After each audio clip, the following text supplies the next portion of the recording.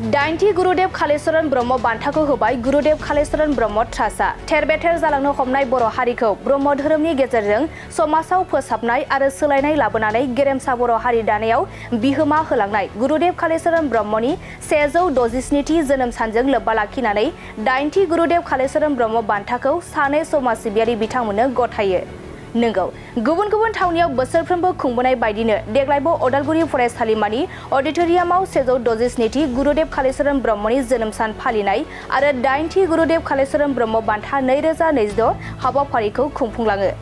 मख'जाथावदि गिबि खेबनि थाखाय देग्लाय गुरुदेव कालीचरण ब्रह्म बान्थाखौ सानै समाज सिबियारि गेदेमा बिथांमोननो बावो।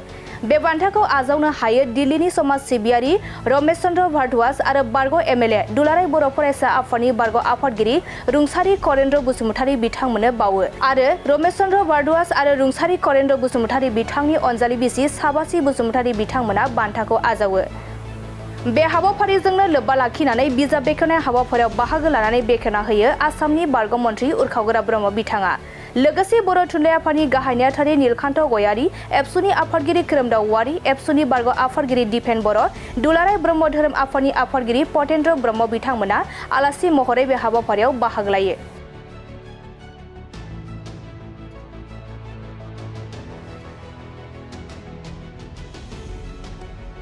दिनै अदालगुरि कलेजनि बे अडिटोरियाम हलाव गुरुदेव कालीचरण ब्रह्मनि 167थि गोथार जोनोम सान लोगोसे 9थि गुरुदेव कालीचरण ब्रह्म बान्था बे हाबाफारिखौ जोङो खुंदों। गुरुदेव कालीचरण ब्रह्म ट्रास्टआ जोबोरै मोनसे गोजोनथाव खौरां। देग्लाय जोङो सानै गेदेमा सुबुंनो 9थि गुरुदेव कालीचरण ब्रह्म बान्थाखौ जों गथायनो हादों। गिबि गेदेमा जाहैबाय दिल्लीनि भारतनि राजथावनि सासे गेदेमा प्रफेसर रमेश सि भारद्वाज आरो लोगोसे जोंनि सासे बर'नि गेदेमा रुंसारि करेन्द्र बसुमतारी बिथांमोननो जोङो गथायदों। आरो दिनै रमेश सि भारद्वाज बिथाङा दिल्लीनिफ्राय फैनानै बेयाव बे बान्थाखौ आजावफैदों। लोगोसे मानगोनां रुंसारि करेन्द्र बसुमतारी सारनि अनजालि बिसि बे मेडामाबो बान्थाखौ आजावफैदों। आरो आङो दिनै साबायखर होगोन दुलाराय आसामनि जे ब्रह्म धोरोम सिबियारि आरो बाथौ धोरोम सिबियारि आरो गुबुन गुबुन धोरोम सिबियारि बिथांमोनहा बेयाव लोब लोब फैनानै जोंखौ थुलुंगा होफैदों। जोंनि गुबै थांखियानो जाहैबाय गुरुदेव कालीचरण ब्रह्मनि सान्थौखौ जोङो गुवार लेभेलाव बोरै गायसननो नेशनेल लेभेल इन्टारनेशनेल लेभेल आरो जों नाजागासिनो दङ। जों मिजिंथिदों बे बान्थानि गेजेरजों जोङो गुरुदेवनि जि मोनसे गोथार आरो गुवार फिल'सफि बेखौ जों गायसननो हागोन। आरो बिथांनि फिल'सफियाव रांखान्थि राजखान्थि सोलोंथाइ थुनलाइ मोनफ्रोमबो बिथिङाव जौगानो हानायनि मोनसे मोन्थोर दङ आरो बे फिल'सफिखौ जोङो फोथांनानै लाखिनांगौ।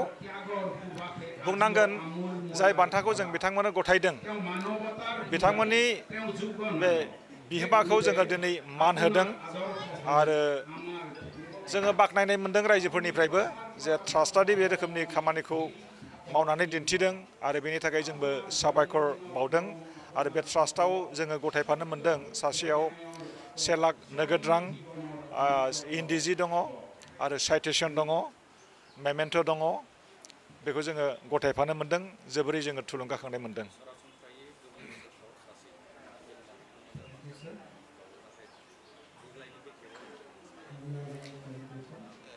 औ सिगांनि समफ्राव जोङो सासे होयोमोन खिन्थु देग्लाय सानै होनांगौ होननानै जोङो मोनसे डिसिसन लादों आरो बे डिसिसन मथेनो जोङो खामानि मावबोदों।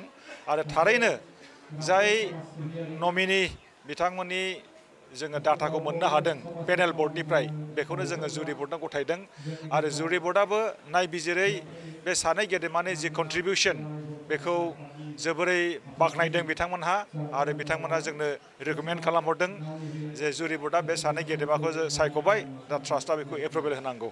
दा बिदि हिसाबै जों गोसो गोथारै जोङो बेखौ एप्रभेल होदों आरो जोंबो गोजोननाय मोन्दों। बेखौ समा दिन्थिगोन, समाव जोङो बेखौ थांखि लागोन। जों दा बेखौ बुंथ'नो हाया।